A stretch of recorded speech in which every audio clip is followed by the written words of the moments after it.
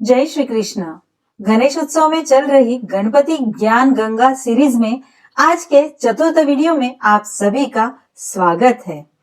आज जानते हैं बप्पा पर दुर्वा अर्थात हरियाली क्यों चढ़ती है, क्या है आयुर्वेदिक तथा आध्यात्मिक कारण, यह दुर्वा कैसी होनी चाहिए यह भी जानेंगे।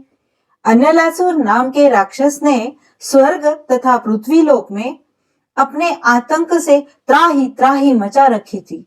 वह ऋषि मुनियों तथा मनुष्यों को जिंदा ही निगल जाता था। उसके इस अत्याचार से सभी देवी देवता और ऋषि मुनियों ने परेशान होकर भगवान शिव से प्रार्थना की कि उन्हें अन्नलासुर के आतंक से बचाए। इस पर भगवान शिव ने उन्हें बतलाया कि अन्नलासुर का खात्मा केवल श्री गणेश कर सकते हैं। यह सुन सभी देवी देवता और ऋषि मुनियों ने बप्पा के पास जाकर अपनी व्यथा सुनाई। बप्पा ने उनकी बात मान ली। श्री गणेश भगवान ने अन्नलासुर, जो कि एक आग का गोला था, उसे निगल लिया और इसी वजह से बप्पा के पेट में अत्यंतिक जलन होने लगी। उन्हें वह पीड़ा असह्य हो रही थी। उनकी इस परेशानी को दूर करने के लिए अनेकों उपाय किए गए, परंतु कोई फायदा नहीं हुआ।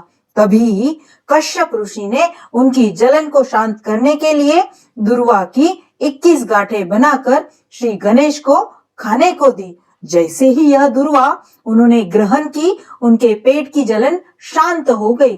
तभी से गणेश को दुर्वा चढ़ाने की परंपरा शुरू हुई। आइए जानते हैं आयुर्वेद इस बारे में क्या कहता है। मान्यता यह है कि समुद्र मंथन पश्चात अमृत कलश सर्वप्रथम हरियाली अर्थात घास पर ही रखा गया था।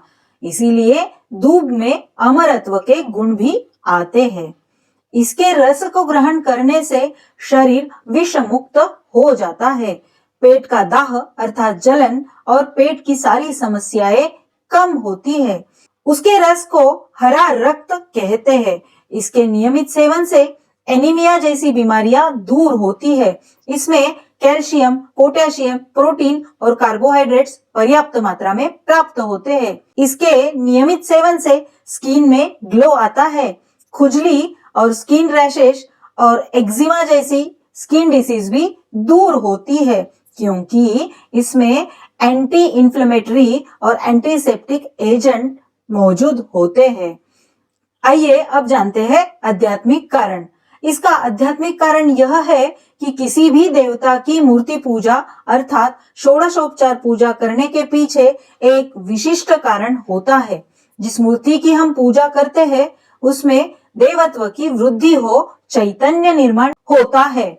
इसीलिए उनका तत्व आकृष्ट करने वाली वस्तुएं उन्हें प्रदान करने की परंपरा है और इसी वजह से बप्पा पर दुर्वा चढ़ाते हैं। दुर्वा को हमेशा विषम संख्या में चढ़ाना शुभ माना जाता है। इसकी संख्या 3, 5, 7, 9, 11, 15 या 21 होनी चाहिए। ऐसी मान्यता है कि यह मूर्ति में शक्ति के अधिक अनुपात में प्रवेश कराती है। आमतौर पर श्री गणपति को दुर्वा की 21 कोपले चढ़ाई जाती है। शास्त्रों के अनुसार गणपति जी को दुर्वा हमेशा माथे पर चढ़ानी चाहिए, पैरों में नहीं। मंदिर या फिर बगीचे में उगी हुई दुर्वा ही चढ़ाए। ऐसी जगह से दुर्वा बिल्कुल भी लेकर न आए जहाँ की जमीन गंदी या फिर गंदा पानी वहां पर आता हो।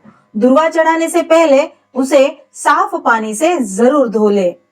आइए एक और पौराणिक मान्यता के बारे में जानते हैं। गणेश पुराण में बतलाई एक कथा अनुसार भगवान गणेश की भूख शांत कैसे हुई यह जानते हैं। एक बार नारद जी भगवान गणेश जी को जनक महाराज के अहंकार के बारे में बतलाते हैं। जनक सृष्टि के निर्माता स्वयं को मान रहे हैं।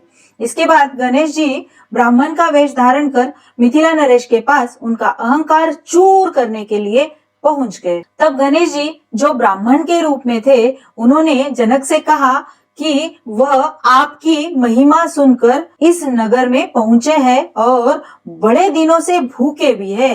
तब जनक महाराज अपने सेवादारों से ब्राह्मण जो गणेश देवता थे उन्हें भोजन कराने के लिए आदेश देते हैं। भगवान गणेश राजमहल का पूरा अनाज खा गए। फिर गणेश जी ने पूरे नगरी का अन्न समाप्त कर दिया, पर भी उनकी भूख शांत नहीं हुई।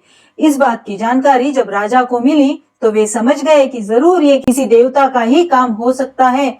और फिर जनक ने अपने अहंकार के लिए गणेश जी से क्षमा मांगी। उसके बाद उसी रूप में ही गणेश जी एक गरीब ब्राह्मण जिसका नाम त्रिशिरस था, उसके घर पर भोजन के लिए पहुंचते हैं। जहां भोजन कराने से पहले ब्राह्मण त्रिशिरस की पत्नी विरोचना ने गणेश जी को एक दुर्वा का घास दिया था खाने के लिए, जिसे खाते ही गणेशा की भूख शांत हो गई थी और गणेशा पूरी तरह प्रसन्न हो गए थे। और इसी प्रसन्नता से दोनों को बप्पा ने शाप मुक्त करा दिया। तभी से गणेश जी को दुर्वा का घास जरूर चढ़ाया जाता है। कल मिलेंगे इसी तरह एक और नई जानकारी लेकर। जय श्री कृष्ण।